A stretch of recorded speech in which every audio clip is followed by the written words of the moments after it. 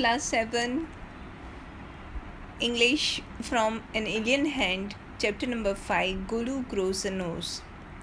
There was a time when the elephant had no trunk. ये उस time की बात है जब एलिफेंट्स को ट्रंक नहीं थे. Golu, a baby elephant with a bulky nose, is full of questions. हमारी स्टोरी में गोलू है जो बेबी एलिफेंट है. उसका नाक फुला हुआ नाक है और वो बहुत ही क्वेश्चंस पूछता है सबसे. He goes to the Limpopo river to find out more about the crocodiles eating habits. और वो लिम्पोपो रिवर के पास जाता है. क्यों जाता है? तो क्रोकोडाइल्स की ईटिंग हैबिट्स को जानने के लिए. Long long ago the elephant had no trunk. बहुत टाइम पहले जब एलिफेंट्स को ट्रंक नहीं हुआ करती थी. He had only a bulky nose. उनका कैसा था? आप फोटो में देख सकते हो गोलू का बल्की नोज़, फुला हुआ नाक. As big as a boot. Big, बड़ा सा, जैसे बूट हो वैसे. He could wiggle it from side to side. मतलब वो उसको विंगल कर सकता है यानी मूव कर सकता है दोनों साइड पे. But couldn't pick up things with it. पर उससे कोई भी चीज़ को पिकअप नहीं कर सकता है. There was a baby elephant called Golu. एक बेबी एलिफेंट था Golu. He too had no trunk but only a bulky nose. उसको भी ट्रंक नहीं थी पर उसका भी बल्की नोज़ था. As small as a small boot. छोटा सा, जैसे छोटा बूट होता है वैसा.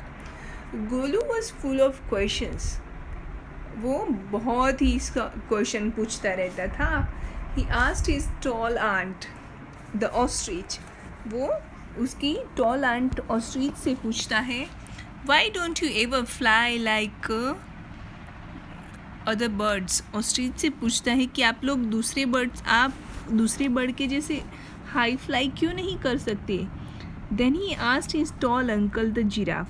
फिर वो उसके टॉल अंकल जिराफ से पूछता है, what makes your skin so spotty. मतलब आपकी स्किन ये इतनी स्पोर्ट्स वाली कैसे है. He asked his huge uncle, the hippopotamus, why are your eyes always so red. मतलब वो हिपोपोटेमस अंकल से पूछता है कि आपकी आंखें इतनी लाल क्यों है. He asked his hairy uncle, the baboon. वो उसके हैरी अंकल, हैरी मतलब ज़्यादा बालों वाले बबून से पूछता है, why do melons taste like melons. Melons का टेस्ट मेलन के जैसा ही क्यों आता है. The ostrich, the giraffe, the hippopotamus and the baboon had no answers to गोलू's questions. Golu के आंसर के लिए उनके पास कोई जवाब नहीं थे. Golu is a naughty baby, they said. He asked such difficult questions. वो बहुत ही naughty baby है और वो बहुत ही difficult questions पूछता है. One day Golu met the मैना bird sitting in the middle of a bush. मैना बर्ड से मिलता है जो झाड़ियों के बीच में बैठा हुआ है. And he asked her, what does the crocodile have for dinner. मतलब क्रोकोडाइल्स के पास डिनर के लिए क्या होता है या फिर वो क्रोकोडाइल्स डिनर में क्या खाती है. The myna said, go to the banks of the great grassy Limpopo river and find out. मैना उसको कहती है कि तुम लिम्पोपो रिवर के पास जाओ, वहाँ पे तुमको क्रोकोडाइल मिलेंगे, फिर उनसे पूछ लेना. तो लिम्पोपो रिवर साउथ अफ्रीका की कोई एक रिवर का नाम है. Golu went home. अब गोलू घर गया. He took 100 sugar canes, 50 dozen bananas and 25 melons.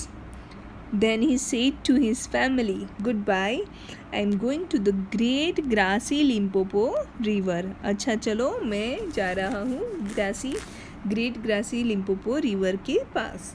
I'll find out what the crocodile has for dinner. और मैं ये ढूंढ के लाऊंगा कि क्रोकोडाइल्स डिनर में क्या, क्रोकोडाइल्स के पास डिनर में क्या होता है. He had never seen a crocodile and didn't know what one looked like. उसने कभी क्रोकोडाइल को देखा भी नहीं है. तो उसको पता भी नहीं है कि क्रोकोडाइल कैसे दिखते हैं, सॉरी। हाँ, he met a python and asked him, have you ever seen a crocodile? वो पाइथन से मिलता है और उसको पूछता है, क्या तुमने कभी क्रोकोडाइल देखा है? What does he look like? वो कैसे दिखता है? What does he have for dinner? उसके पास डिनर के लिए क्या होता है, मतलब वो डिनर में क्या खाता है?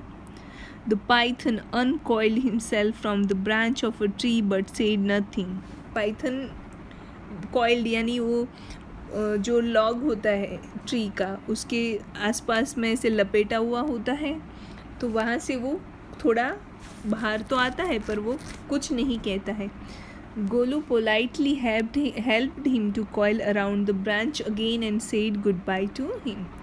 फिर गोलू उसको वापस से वहीं पे ये कॉइल्ड कर देता है और फिर वहाँ से पोलाइटली चला जाता है। Golu meets the crocodile face to face. देखते हैं। Golu moved on eating sugar canes, bananas and melons. Golu आगे चलता है शुगर केन, बनाना और मेलन्स को खाते हुए। After a few days he reached the very edge of the great grassy Limpopo river. कुछ दिनों के बाद वो पहुंच जाता है ग्रेट ग्रासी लिम्पोपो रिवर के किनारे पे। On the bank of the river he so a log of would. वो बैंक ऑफ द रिवर यानी रिवर के किनारे पे उसको क्या दिखता है? लॉग ऑफ वुड, लकड़ी का टुकड़ा जैसा दिखता है। It was really the crocodile who winked at him. Actual में वो क्रोकोडाइल होता है जो उसकी तरफ आंखें ये पलक झपकाता है। Excuse me said Golu, have you ever seen a crocodile? क्या आपने कभी क्रोकोडाइल देखा है? The crocodile winked again and lifted half his tail out of the mud.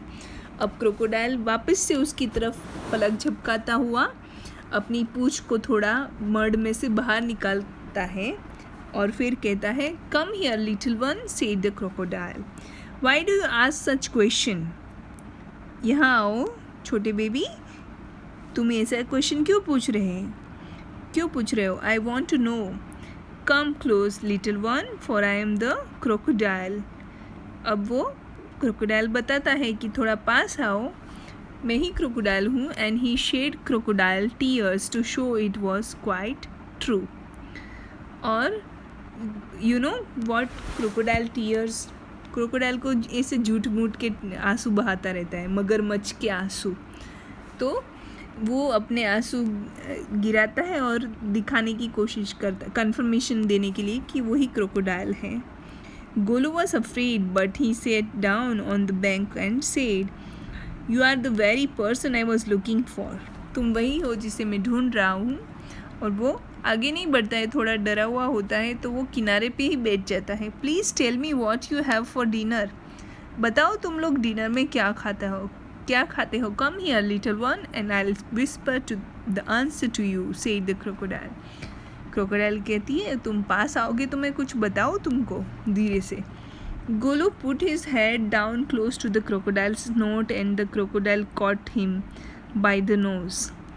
तो गोलू फिर थोड़ा उसकी तरफ झुकता है, थोड़ा उसकी तरफ पास जाके क्रोकोडाइल का जो स्नोट होता है उसके नज़दीक जाके, तो फिर वो क्या करता है, क्रोकोडाइल उसको नाक से पकड़ लेता है। I think said the crocodile, today a baby elephant will be my dinner. अब जैसे ही क्रोकोडाइल उसका नोज़ पकड़ लेता है बेबी एलिफेंट गोलू का, तो फिर वो बोलता है कि शायद आज का मेरा डिनर बेबी एलिफेंट ही होगा। Let me go, you are hurting me my mister crocodile screaming Golu. अब गोलू चिल्लाता है कि मुझे छोड़ दो, मुझे जाने दो, तुम मुझे हर्ट कर रहे हो। The python who had been quietly following Golu came to the bank and said. Python जो था वो गोलू को फॉलो कर रहा था और फिर वो भी पास आके बोलता है, if you do not pull as hard as you can the crocodile will drag you into the stream. फिर वो गोलू को कहता है कि अगर तुम खींचोगे नहीं जितना कि तुम खींच पाओ, नहीं तो फिर क्रोकोडाइल तुम्हें स्ट्रीम के अंदर खींच लेगा।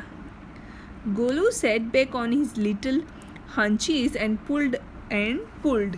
अब गोलू क्या करता है, हंचीज यानी उसका जो बैक होता है, जैसे हम लोग बैठते हैं तो हमारा सिटिंग वैसे उसका बैक होता है, उस पर वो बैठ जाता है, फिर वो खींचना शुरू करता है. Pulled and pulled.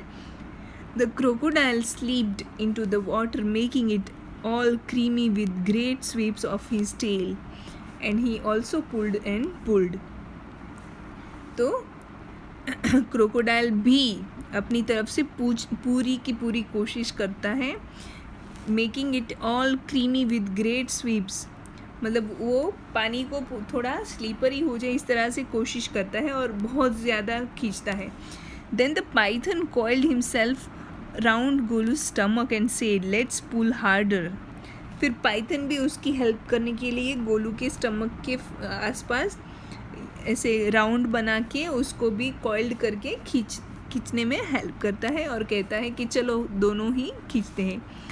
Golu dug in all his 4 legs in the mud and pulled.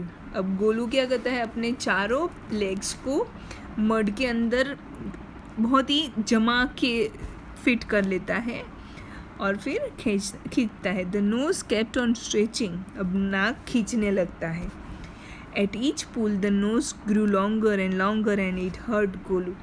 फिर नाक क्या हो रही है, हर एक खिंचाव के साथ साथ लंबी होती जा रही है और गोलू को पेन भी हो रहा है, हर्ट भी हो रहा है. The knows was not 5 feet long but it was free at last. Knows was now 5 feet long. अब नोज जो थी गोलू की वो 5 feet लंबी हो जाती है और फिर छूट जाती है क्रोकोडाइल से. Golu set down with his nose wrapped up in a big banana leaf. अब गोलू बैठ जाता है और अपनी जो नाक है उसको, ये लंबी नाक को बनाना के लंबे लीफ के अंदर रैप करके बैठता है. Grassy Limpopo river, in the great grassy Limpopo river के अंदर बैठ जाता है उसको कूल करने के लिए. Golu sat there for 2 days waiting for his nose to cool and to shrink. Golu 2 दिन तक उस रिवर के पानी में बैठा रहता है ताकि उसकी नाक ठंडी भी हो जाए और श्रिंक यानी छोटी भी हो जाए, सिकुड़ जाए. It grew cool but it didn't shrink. वो कूल तो हो गई पर वो श्रिंक नहीं हुई, छोटी नहीं हुई. At the end of the second day, a fly came and stung Golu on the shoulder. तो दूसरे दिन के एंड में एक फ्लाई आती है जो गोलू के शोल्डर पे स्टंग करती है, मतलब काट ऐसे फ्लाई जो होती है वो काटती है ना. तो Golu lifted his long nose and with it hit the fly dead. तो तब क्या करता है गोलू, अपनी जो लंबी नाक है या फिर ट्रंक है उससे उस फ्लाई को हिट करता है, मारता है. Advantage number 1, his the python. अब पाइथन बोलता है कि पहला advantage, you couldn't have done it with a small nose. तुम ये अपनी छोटी नाक से नहीं कर पाते. Try and eat a little now. अब चलो थोड़ा खा लो. Golu put out his trunk and plucked a large bundle of grass. अब गोलू क्या करता है, पानी में से अपनी जो ट्रंक है उससे ग्रास का एक बंडल उखाड़ लेता है. He dusted it against his Golu put out his trunk and plucked a large bundle of grass. एक ग्रास का लार्ज बंडल खींच के निकालता है. He dusted it against his 4 legs and stuffed it into his mouth. अब ये सारी चीज़ें वो अपनी ट्रंक से करता है.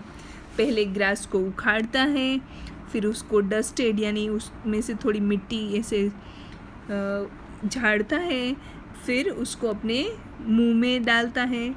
तो अब पाइथन कहता है advantage number 2, he is the python, you couldn't have done it with a small nose. ये सारी चीज़ें तुम छोटी नाक से नहीं कर पाते. Don't you think the sun is too hot now. क्या तुम्हें नहीं लगता है कि अभी बहुत धूप है. Golu scooped up some mud from the bank and slapped it on his head. तो अब गोलू क्या करता है, अपनी ट्रंक से गीली मिट्टी जो बैंक एरिया है, रिवर का जो बैंक एरिया है वहाँ से उठाता है और अपने सर पे लपेट देता है.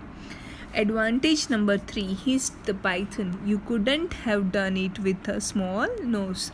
ये तुम छोटी नाक से नहीं कर पाते. Thank you mister Python, said Golu gratefully. I will remember all this and now I will go back to my family. तो अब गोलू कहता है कि आपका बहुत बहुत शुक्रिया, अब मैं ये सारी चीज़ें याद भी रखूँगा और मैं अपने फैमिली के पास वापस जाऊँगा. एक्सरसाइज बहुत ही छोटी है, क्वेश्चन आंसर्स है थोड़े और 2-3 MCQs है. नेक्स्ट वीडियो में ये भी कंप्लीट कर लेते हैं ताकि हमारा एनेलियन हैंड का सिलेबस